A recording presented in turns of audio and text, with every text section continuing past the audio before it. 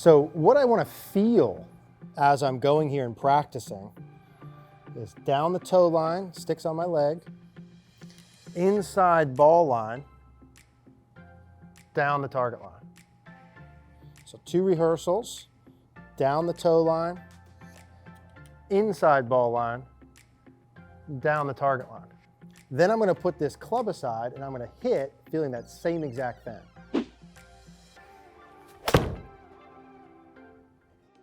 Thanks again to our friends at Canopy for sponsoring today's video. CBD makes sure your body feels good and will reduce stress and increase cognition and focus. Ultimately, we all want to play golf and feel good, right? I want to feel healthy. I don't want to get off the golf course and feel pain in my back or my knees. We want to be out on the golf course and enjoying ourselves. And to get to that point, we have to physically feel well. That's where I think the Canopy roll-on gel is so perfect for this. You can roll it on, it works fast, keep it right in your golf bag, no mess. You can go out and just enjoy your game.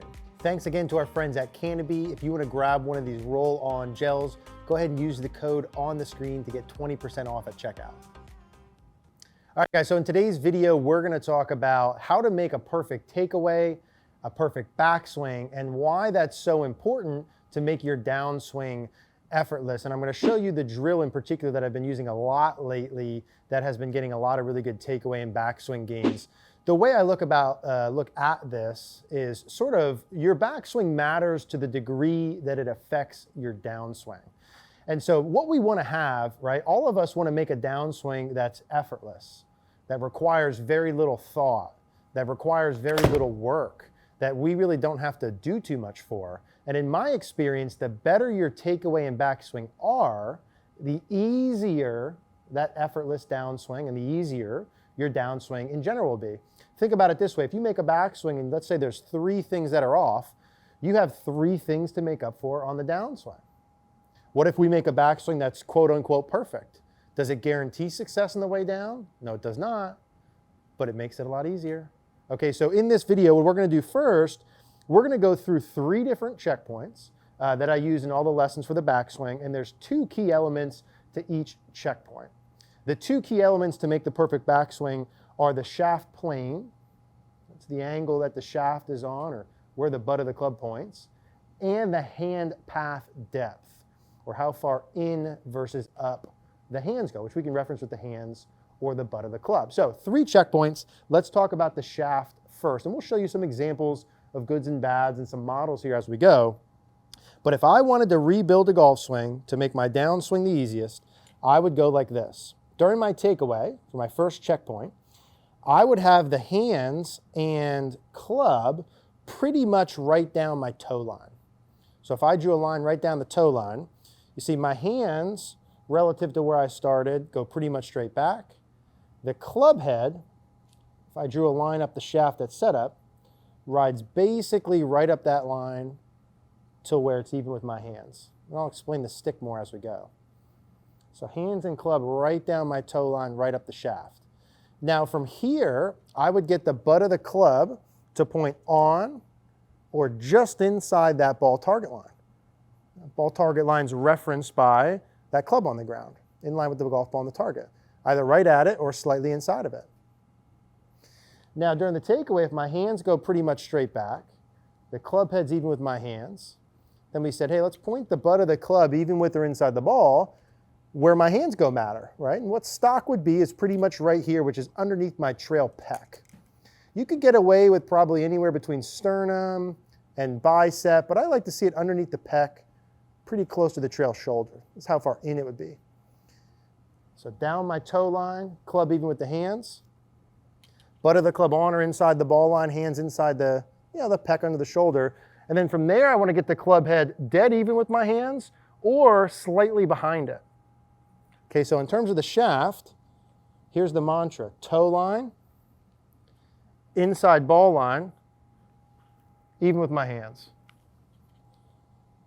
Toe line, ball line, or inside ball line, pretty much even with my hands or slightly behind. For my hand path, it's same toe line, trail pec, behind my shoulder. Toe line, trail pec, behind my shoulder. Now behind my shoulder at the top, I like to see the butt of the club straight line down over the ankle with the lead arm basically on the shoulder plane. That would be the easiest way to swing down. Left arm's right on the shoulder plane, butt of the club's over the ankle, and the club head's even with or slightly behind my hands at the top. So when you're recording yourself, when I'm recording myself, when I'm doing a lesson, I'm looking at the player's swing compared to that model. Do you need to swing perfectly up that and hit all those checkpoints to play good golf? No, you don't. But if I was a betting person, which I'm not, I would bet on that good backswing, and certainly it's going to make your downswing easier. Now, relative to those checkpoints, we can mess those things up, right? I can not hit any one of those checkpoints. What I typically see more often is a backswing pattern that looks like this, where the hands go out, club goes in, the shaft gets too flat, which would be like horizontal, and then either from there it could go too far across the line, or some players will go hands out, club in, flat, and then too late off. Too late off would be defined by the club head being too far behind the hands. Even with or slightly behind is perfect. Across the lines, the club head in front of the hands. Either one of those just make it more difficult on the way down. There's more work to do. There's more effort on the way down. So let's kind of go through, let's say, the most common pattern and how you use this stick. Now, what I have set up, if you see the videos at home I do for our members, I've got this in my hitting room all the time because I use it all the time. And how I would practice this, just if you wanted a neutral perfect backswing, is I'd put a club down the ball target line, so it's right in line with the golf ball on the target, and one roughly down the toe line. And then I put a stick here, an alignment rod, I just put it right in the butt of the club. So I have like an old practice club here. I don't know if you might not want to do that with your new ones. But if you don't want to put it right in the butt of the club, you can just hold it on the side of the shaft is fine. Now you'll notice when I take my setup, the butt of the club starts on my hip, right? So my hands are going to be inside left thigh, starts on my hip. During my takeaway motion, you're going to notice that the stick stays on my hip. See how the stick stays on my hip? If I do it incorrectly, hands out, club in, you see the stick comes off my leg right away. So this is why I like this as a simple, effective way to practice, is it gives you instant feedback. Now, as it stays on my hip, I'm getting my hands and club down my toe line, right up the plane line, you're going to notice from face on that it rides slightly down my leg. So it doesn't stay right where it started, okay? There's a little bit of it riding down my leg. And what creates that riding down my leg is a little bit of vertical hinging. Vertical hinging is just me going up with the club. Thumbs up.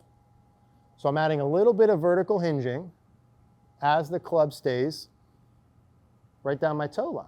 And how much hinging I'm doing is to the point where the club, you can see from face on, is parallel to the ground once my hands get just outside my trail thigh. If I just hinged, you see how the hands didn't move back at all. Okay, that would be too much hinge too early. If I had no hinge, you see how they're too wide. Now I'd prefer this to the first one, but a perfect takeaway, right on plane, would be the hands just outside the thigh, club heads even with their outside the hands, sticks on my leg.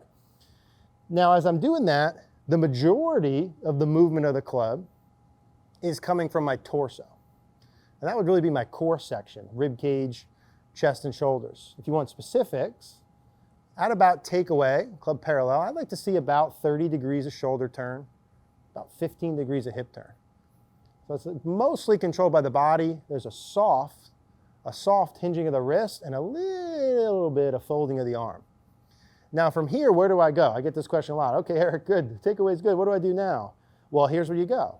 You get the butt of the club on or inside the ball line, and you get your hands inside my shoulder, right? And underneath the pec, underneath the shoulder. I go right from here to here. So the butt of the club's pointed inside the line. I've gotten some depth. Now, I haven't stopped turning. I didn't go just all arms and hands. I said, now, roughly 30 degrees of chest and shoulder turn during the takeaway. At the next checkpoint, which is left arm parallel, you'd add another 30. So I'm about 60 degrees turned. So my body kept turning, right? My right arm starts folding a bit more. I keep hinging the club, and I'm getting the butt of the club on or inside the ball line. And I would only concern myself with those details to the degree that you want to know them. This is why I like this station. I say, hey, listen, don't worry about the details. Just keep the thing on your leg, slide it down slightly, point it inside the ball line, and then get the club head pretty much even with your hands, and you've just done like 20 things successfully. But if you want the details, butt of the club inside the ball line, hands underneath the pec bicep. I've gone to about 60 degrees of shoulder turn. My hips have gone about 30, so I just keep turning. And then what do we do from there? Same thing. I keep folding my right arm, keep hinging my wrist, and keep turning my body. So what gets the club to lift, right, is the trail arm folding and the hinging of the wrist. What gets the club deep enough is mainly the body turn, mainly the body turn. So if I wanted to build in the perfect swing, that's where I'd go. Here, inside ball target line, down the line. Now I mentioned that the majority of people that I do this with have the fault of going too far under playing with the club, stick goes off the leg, they go too flat, and then again, I see both, but you could be too far across or too far flat versus club headed with your hands. So if you're the player that goes inside, flat, and let's just say from there you go too far across, which I see a lot, what you need to be practicing here is getting this club down the toe line and getting the stick down your leg first. Now here's where it gets tricky, and the key part here is if you go too flat, you're gonna need to feel way more vertical to just get to neutral. Neutral is the butt of the club on or inside the ball line. You're probably here, which is too flat, which means you have to feel about here so that when you make a real swing, it's going to be on plane. So I tell my players this: have the club down the leg, add a little bit of hinging. So this is just neutral, you don't have to exaggerate this. But now get the butt of the club and the stick pointed down your toe line. So see how that stick points down my toe line. Now this is a little bit too vertical. You'd rather live on this end than too flat. If you go too under, too flat, across, 9 times out of 10, you're going steep coming down. Early extension, contact issues, inconsistencies. But if I can get this thing here, feel more vertical down my toe line, get the club even with or down my hands, now from here, I don't have to do anything. That club should shallow out by itself. So now it's outside the ball line here. Now I can just do my normal pivot. Anytime the shaft gets too steep early from a poor backswing, I've got to do some standing up and fixing. Or if it gets too behind you, right? And then too steep, or too behind you and too shallow. I always have to fix from there. So we just want to ride right up and right down the plane lines. Now, the same thing's going to apply if you're someone who goes hands out, right? If you go, I don't want, so like I can keep the stick on and have my hands and club go out. I don't want that. I want the stick to stay on, and I want the hands right down the toe line. Here, don't be afraid to exaggerate a little bit towards the toes, and then down the line. Set up, down the toes, right down the target line. Now, we went over if you're too flat and you're too laid off, right? Or if you're too flat here early, you gotta be feeling like very vertical, right? So down the toe line, very vertical. If you're too far across at the top, like this, what it's gonna feel like is you go down the toe line, vertical, and then the club head's just behind your hands. So the butt of the club's gonna feel like it points still at the ball target line. That's what it's gonna feel like if you're too far across. Now, if you're too far across the line like this, so if you're too far laid off, you have to feel like you're much more across the line. If you're too far across the line, you have to feel like you're much more laid off. But at the end of the day, when you record it, we want the same pieces. Right down the toe line, inside ball line, pec bicep, right from here. So whatever end of the spectrum you're on, you have to feel the opposite, but pretty much what I want the takeaway down the toe line, the butt of the club on or inside the ball line, hands underneath the pec, I want that for everyone. I want that for all of you. But where you're gonna feel here to the top depends on where you're coming from. So I would pop this in, I'd lay the clubs down, I'd be recording, like I can see myself right now as I'm hitting. It'd be really ideal for you to be able to watch that. And what I really like in the practice is 2 good exaggerated rehearsals, hit a ball. 2 good exaggerated rehearsals, hit a ball, which we'll show you in the videos here as I'm talking through this. you'll see that pattern. That's the way that I would be doing this. And again, what's key here is you understand the checkpoints I gave you, A. B, you have to understand where you live relative to those checkpoints. Because where you are now is going to dictate what you have to feel to get to that same neutral. Getting to neutral is the goal. That's going to make the downswing a lot easier.